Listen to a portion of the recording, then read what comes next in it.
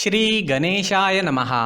नमस्कार दोस्तों इस वीडियो में आप जानेंगे नाग पंचमी की पूजा विधि। जी हाँ, नाग पंचमी के दिन नाग देवता की पूजा किस तरह करनी चाहिए, साथ ही नाग पंचमी से जुड़ी कुछ रोचक बातें जानेंगे। और कहते हैं नाग पंचमी की पूजा करने के बाद नाग पंचमी की कथा है वो सुननी ही चाहिए। तो वीडियो के लास्ट में नाग पंचमी की बहुत ही सुंदर कथा बताई गई है, वो कथा भी आप पूरी सुनिए, बड़ी ही रोचक कथा है। तो चलिए दोस्तों शुरू करते हैं। दोस्तों, नाग पंचमी का ये त्योहार श्रावण मास के शुक्ल पक्ष की पंचमी तिथि को ही मनाया जाता है। ज्योतिष शास्त्र के अनुसार पंचमी तिथि के जो स्वामी हैं वो नाग है और इस दिन नागों की पूजा प्रधान रूप से की जाती है। चलिए दोस्तों शुरू करते हैं नाग पंचमी का व्रत और पूजन विधि। इस व्रत के नाग पंचमी के व्रत के 8 नाग माने गए हैं। इस दिन में अनंत, वासुकी, पद्म, महापद्म, तक्षक, कुलीर, कर्कट और शंख नामक अष्टनागों की पूजा की जाती है। दोस्तों, चतुर्थी के दिन एक बार भोजन करें और पंचमी के दिन उपवास करके शाम को भोजन करना चाहिए। पूजा करने के लिए नाग का चित्र या मिट्टी से बनी सर्प की मूर्ति उसको लकड़ी की चौकी के ऊपर स्थापित किया जाता है। फिर हल्दी, रोली यानी लाल सिंदूर, चावल और फूल चढ़ाकर नाग देवता की पूजा की जाती है। उसके बाद में कच्चा दूध, घी और चीनी मिलाकर लकड़ी के पट्टे पर बैठे सर्प देवता को अर्पित किया जाता है। दोस्तों, पूजन करने के बाद में सर्प देवता की आरती भी उतारी जाती है। सुविधा की दृष्टि से किसी भी सपेरे को कुछ दक्षिणा देकर यह दूध सर्प को पिला भी सकते हैं। नाग पंचमी से जुड़ी कुछ मान्यताएं हैं दोस्तों, वो जानते हैं। हिंदू पुराणों के अनुसार ब्रह्मा जी के पुत्र ऋषि कश्यप की 4 पत्नियां थी। मान्यता यह है कि उनकी पहली पत्नी से देवता, दूसरी पत्नी से गरुड़ और चौथी पत्नी से दैत्य उत्पन्न हुए थे।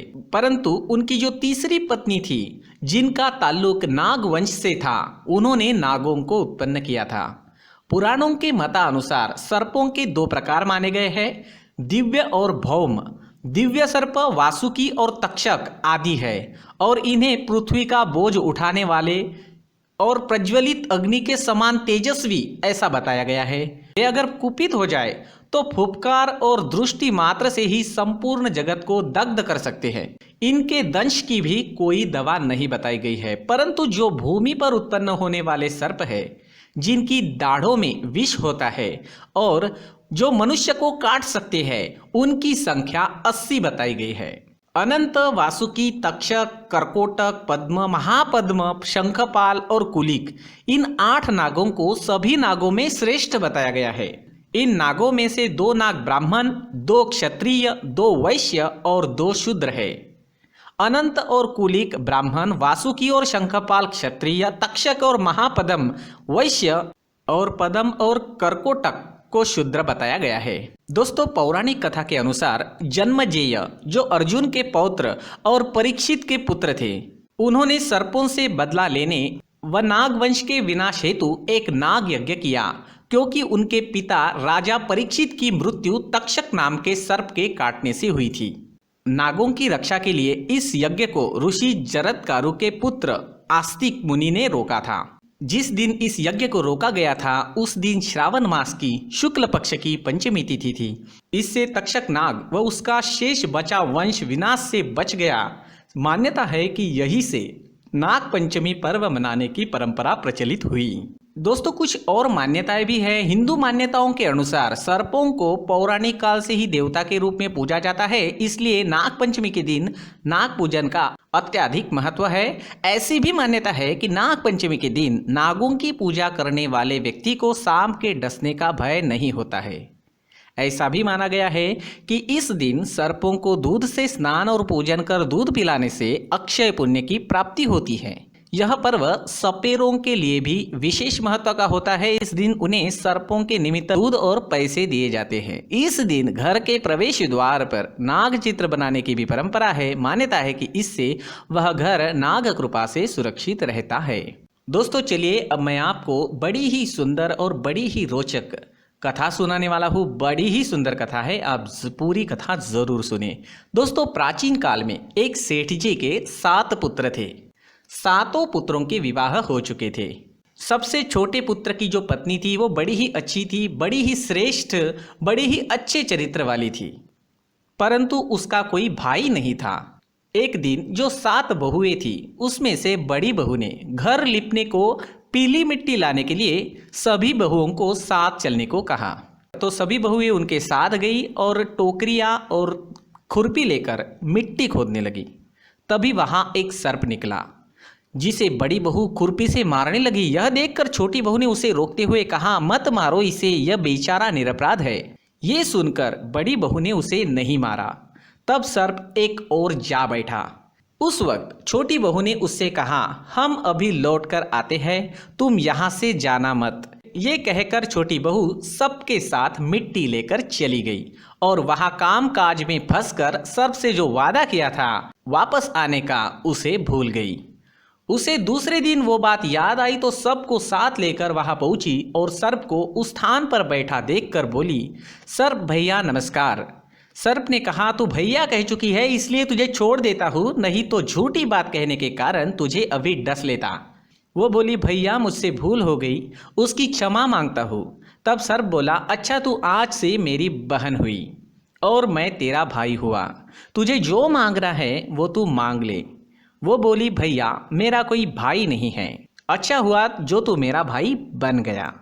कुछ दिन व्यतीत होने पर वह सर्प मनुष्य का रूप धारण करके उसके घर पर आया और बोला कि मेरी बहन को मेरे साथ भेज दो। सब ने कहा कि इसके तो कोई भाई है नहीं। तो वह बोला, मैं दूर के रिश्तों में इसका भाई हूँ, बचपन में ही बाहर चला गया था। उसके विश्वास दिलाने पर घर के लोगों ने छोटी बहू को उसके साथ भेज दिया। उसने मार्ग में बताया कि मैं वही सर्प हूँ, इसलिए तू डरना नहीं और यहाँ चलने में अगर कोई कठिनाई होती है तो मेरी पूंछ पकड़ लेना। उसने कहे अनुसार ही किया और इस प्रकार वह उसके घर पहुँच गई। वहाँ के धन ऐश्वर्य को देखकर वो चकित हो गई। एक दिन सर्प की माता ने उससे कहा, मैं एक काम के सिलसिले में बाहर जा रही हूँ, तो अपने भाई को ठंडा दूध पिला देना। उसे ये बात ध्यान में नहीं रही और उसने गर्म दूध पिला दिया, जिसमें उसका मुंह बेतरह जल गया। ये देखकर सर्प की माता बहुत क्रोधित हुई, परंतु सर्प के समझाने पर चुप हो गई। तब सर्प ने कहा कि बहन को अब उसके घर भेज देना चाहिए। तब सर्प और उसके पिता ने उसे बहुत सा सोना, चांदी, जवाहरात, वस्त्र, भूषण आदि देकर उसके घर पहुंचा दिया। इतना ढेर सारा धन देखकर बड़ी बहू ने ईर्ष्या से कहा, भाई तो बड़ा धनवान है तेरा, तुझे तो इससे और भी धन लाना चाहिए। सर्प ने यह वचन सुना तो सब वस्तुएं सोने की लाकर दे दी। ये देखकर बड़ी बहू ने कहा, इन्हें झाड़ने के लिए तो झाड़ू भी सोने की होनी चाहिए। तब सर्प ने झाड़ू भी सोने की लाकर दी। सर्प ने छोटी बहू को हीरो मनियों से बना एक अद्भुत हार दिया था। उसकी प्रशंसा उस देश की रानी ने भी सुन ली और वो राजा से बोली, सेठ की छोटी बहू का हार यहाँ आना चाहिए। राजा ने मंत्री को हुक्म दिया कि उससे वह हार लेकर शीघ्र उपस्थित हो। मंत्री ने सेठ जी से जाकर कहा कि महारानी छोटी बहू का हार पहनेगी। महारानी छोटी बहू का हार पहनेगी तो उसे मुझे दे दो। सेठ जी ने डर के कारण छोटी बहू से हार मांगकर दे दिया। छोटी बहू को ये बात बहुत बुरी लगी। उसने अपने सर्प भाई को याद किया और आने पर प्रार्थना की, भैया रानी ने हार छीन लिया है, तुम कुछ ऐसा करो कि जब वो हार उसके गले में पहने तब तक के लिए वो सर्प बन जाए और जब वो मुझे लौटा दे तब हीरो मनियों का हो जाए। सर्प ने ठीक ऐसा ही किया। जैसे ही रानी ने हार पहना वैसे ही वह सर्प बन गया। ये देखकर रानी चीख पड़ी और रोने लगी। ये देखकर राजा ने सेठ के पास खबर भेजी कि छोटी बहू को तुरंत भेजो। सेठ जी डर गए कि राजा न जाने क्या करेगा। वे स्वयं छोटी बहू को साथ लेकर उपस्थित हुए। राजा ने छोटी बहू से पूछा, तूने क्या जादू किया है, मैं तुझे दंड दूंगा। छोटी बहू बोली, राजन दुष्टता क्षमा कीजिए, ये हार ही ऐसा है कि मेरे गले में हीरों का मनियों का बन जाता है और दूसरे के गले में सर्प बन जाता है। ये सुनकर राजा ने वो सर्प बना हार उसे देकर कहा कि अभी पहन कर दिखाओ। छोटी बहू ने जैसे ही उसे पहना वैसे ही वो हीरों का मनियों का हार बन गया। ये देखकर राजा को उसकी बात का विश्वास हो गया और उसने प्रसन्न होकर उसे बहुत सी मुद्राएं भी पुरस्कार में दे दी। छोटी बहू अपने घर लौट आई। उसके धन को देखकर बड़ी बहू ने ईर्ष्या के कारण उसके पति को सिखाया कि छोटी बहू के पास कहीं से धन आया है। ये सुनकर उसके पति ने अपनी पत्नी को बुलाकर कहा, ठीक ठीक बता कि ये धन तुझे कौन देता है। तब वह सर्प को याद करने लगी। तब उसी समय सर्प ने प्रकट होकर कहा, यदि मेरी धर्म बहिन के आचरण पर संदेह प्रकट करेगा तो मैं उसे खा लूंगा। ये सुनकर छोटी बहू का पति बहुत प्रसन्न हुआ और उसने सर्प देवता का बड़ा सत्कार किया। माना जाता है उसी दिन से नाग पंचमी का त्योहार मनाया जाता है और स्त्रियां सर्प को भाई मानकर उसकी पूजा करती है। तो दोस्तों, ये थी बड़ी ही रोचक, बड़ी ही सुंदर नाग पंचमी की कथा। दोस्तों, थैंक यू वेरी मच। आपने पूरी वीडियो देखी। इस वीडियो को लाइक करें, शेयर करें और सब्सक्राइब ज़रूर करें।